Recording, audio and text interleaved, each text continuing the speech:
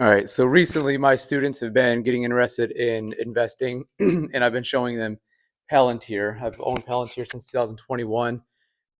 Yesterday, they just reported earnings and beautiful results. They beat on every end, top and bottom. But I just wanted to show you how to read a stock price. So yesterday at close at 4 p.m., market close, it ended at 83.74. It added $1.25 per share.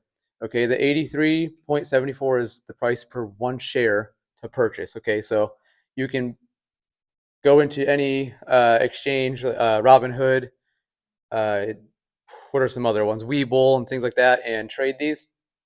But let's say you went in and had $83.74, you'd be able to buy one share at close. It approximately, if you subtract the 125, it started at around 82.50 yesterday. So we're going to roll with that number later in the video. You're going to see what I mean. 82.50 is approximately where it started at. And this morning, you're looking at about 102.79. Okay, so that represents a 22.75% increase from that price. So how does that work? Let's go to the 1 day here. I'm using Yahoo Finance, and you could see the trends on 1 day. You can see it on 5 day, and you can see over 5 days it's been up 11%. 1 month, just about the same. 6 months, if you invested, so here's a good example. If you invested $10,000 in Palantir 6 months ago, it'd be worth $23,800. Year to date, when it's year to date, it's only measuring from January 1st onward. So this is only measuring a little over a full month. Okay, so it's actually a little less than the 6 months, of course. Over 1 year, it's up 392%. Again, if you invested $10,000 1 year ago, it'd be worth $39,200. Okay, 5 year, if you invested 10,000, it'd be worth 73,740 now. Okay, and so essentially, let's say you want to buy 100 shares of Palantir at the 102 price. Let's round it down to $100. So let's call it $100, and you wanted to buy 100 shares. Well, you're just going to do 100 times 100, $10,000, right? So it's going to cost you $10,000 right now to buy 100 shares of Palantir. Okay. And later in this video, I'm going to present my students with a percent change problem, and that's going to lead into compound change. And you're going to see that in the next video, possibly in this little series that I'm creating. Okay, again, on Yahoo Finance, they give you a little bit of extra information. Keep in mind, all this information right here is going to be based off of this information right here, not this yet. All of this down here is going to change at market open at 9:30 a.m. Eastern time in New York, or here in our state of Texas, 8:30 a.m., right when my students walk in. So when my students walk in, I let them know the stock market is open. All right, sorry about that. We're back in action. I got interrupted by another teacher. The kids have a test today. Okay, so as I stated before, the opening price yesterday was about 82.50, 82.49, and then it opened at 80.12. So it opened quite a bit lower than where it closed the day prior to that. Bid and ask, you're looking at options traders here. I'm not going to dig into that, but bid and ask is also like how much would they sell it for and how much would they buy it for. Okay, I could dig into that more so when we're doing like options trading like that. Days range, this is pretty self-explanatory. It went all the way down to 78.47 yesterday, all the way up to 84.25 before close. Again, we see it at 100 and something, but it's up until close is how it's tracked. So there are programs that do tell you, like obviously this tells you the post market, aftermarket, and then Robinhood will tell you aftermarket. Then at Robinhood will just tell you straight up like what the price is right now. So 24 hours a day.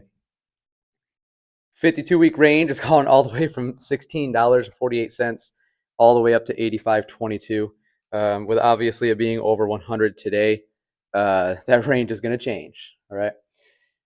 I'm going to start with average volume. You should know what average is by now in your learning career, but the average volume has been around 83 million shares traded per day. That means 83 million shares are being traded each day, bought and sold, okay, at a higher price, lower price, depending, but obviously it's trending up. And so more people are buying at a higher price than selling. Okay, and then the volume today was 96 million, well over that average of 83 million. And today, I would expect it to be very, very high, whether the price goes up or down. And by the way, I'm a long-term investor, and so this did get me a little emotional yesterday, seeing this. But I plan on holding Palantir at least till 2029 because that's my individual financial goal. But it is nice to look at, okay, on paper. Market cap, 190 billion. With that 20% increase, that's going to well exceed 200 billion today if it keeps its price up there, all right? And so what the market cap is, if you take the share price right here, boom, or of course when it opens, and then you multiply it by the amount of total shares that they have. This isn't a total, but you can find the total amount of shares that any company has just by clicking like on more info for this, or just go into Palantir's website. And so it's not difficult information to find, but again, I'm not going to do that today. I'm literally just going over the screen. Beta we'll go over a little bit later, but the PE ratio, we'll talk about this real quick. The PE ratio is the price to earnings ratio, meaning this price right here, 83.74, is 418 times the amount of the trailing 12 months of earnings that Palantir has made. And so that is quite high, very, very, very high. But it's not so high that you should consider selling it, of course. It's depending on the company and the industry, PE ratios hover in different ranges, okay? Tech, SaaS companies usually run a higher PE. Definitely not close to this, but just to be honest, but it is usually higher with those types of companies. EPS is earnings per share, and this is for the trailing 12 months as well. And so you can see they're earning about 20 cents per share. So what that means is for every share that is available to buy or sell, they're earning 20 cents, okay, per share, which means they're making money. If this was negative, it wouldn't exist. The number just wouldn't be there, okay, because there would be no profit. They reported earnings yesterday, of course. That's why we see the big jump there.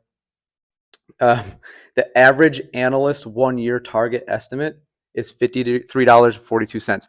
I would expect that to go up after yesterday's results, whether you're bullish or bearish against the stock, meaning you think it's going to go up as a bull or you think it's going to go down as a bear. 53.42. The results that they showed yesterday is beyond that price, in my opinion. Okay, this is not financial advice, of course. All right. So again, I just wanted to show you this little example, but now I'm going to lead you into compounding and what that looks like. Okay, so for my students, and if you're watching this, you may do this as well, but this is just essentially a percent change problem, and there's two of them. And so if you go back and you saw that the price change was about $19 after market, after close, you're going to see that it's 19. So I'm putting my change. Where's my pencil here?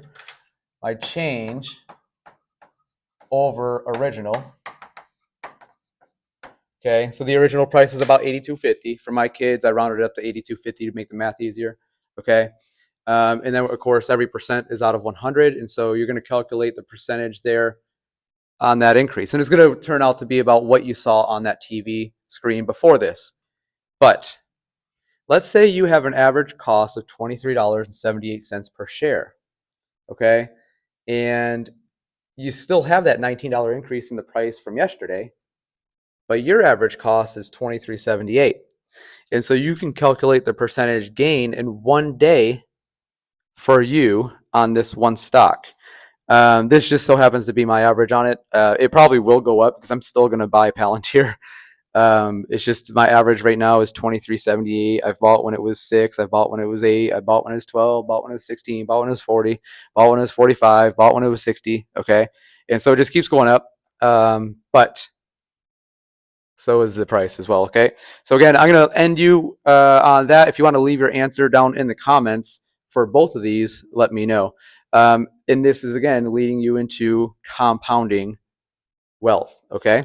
I want to thank you for watching. Please like and subscribe. Again, this video is definitely for beginners and people who are just trying to learn. And so compounding is definitely way more advanced than that, but it's actually pretty easy to learn. All right. Again, thanks for watching. Do something that makes you smile today. Lastly, I do want to say that different websites and different financial applications will show you different things than what you see here. Okay, for the most part, a lot of it's going to be the same, but you might be able to see some other tidbits of information that is important to you. So I definitely recommend using more than just one resource, like Yahoo Finance. So, for example, I use Yahoo Finance, Robinhood, I trade on Charles Schwab, but um, I use even Google News, and I look up the stock or the company as well, and go to their website. And so use as many resources as you can to find this information and more information that might be important to you. So, like, one of the important things that I told you last night on yesterday's video that's important to me is that rule of 40. It's not going to be anywhere on here. Of course, they scored a rule of 81 over double that 40. But again, just go ahead and use multiple resources. Thank you.